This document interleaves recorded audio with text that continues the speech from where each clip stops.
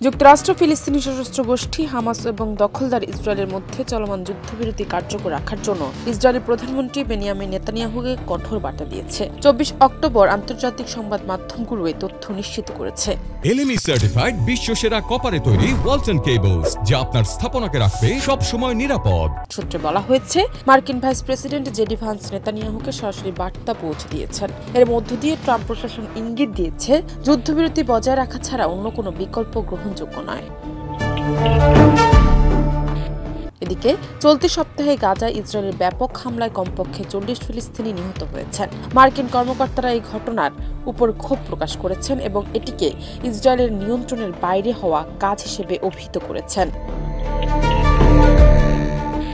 দখলদার ইসরায়েলের প্রায় সব নীতিতে যুক্তরাষ্ট্রের সমর্থন থাকা সত্ত্বেও পশ্চিম তীর নিয়ে ট্রাম্প প্রশাসনের অবস্থান অস্বাভাবিক ও কঠোর। ভাজ ইসরায়েল ছাড়ার আগে উল্লেখ করেছেন, পশ্চিম তীর অধিগ্রহণের আইন পাশ করা তার জন্য অপমানজনক। বিশ্লেষকরা বলেছেন, যুক্তরাষ্ট্রের এই পদক্ষেপ ইঙ্গিত দিচ্ছে যে গাজা ও পশ্চিম তীরে ইসরায়েলের একতরফা পদক্ষেপ এখন বড় ধরনের চাপ সৃষ্টি করতে পারে, যাতে যুদ্ধবিরতি বজায় রাখা যায় এবং অঞ্চলটিতে উত্তেজনা বৃদ্ধি না পায়। জান্নাত টিপু, দেশ রূপান্তর।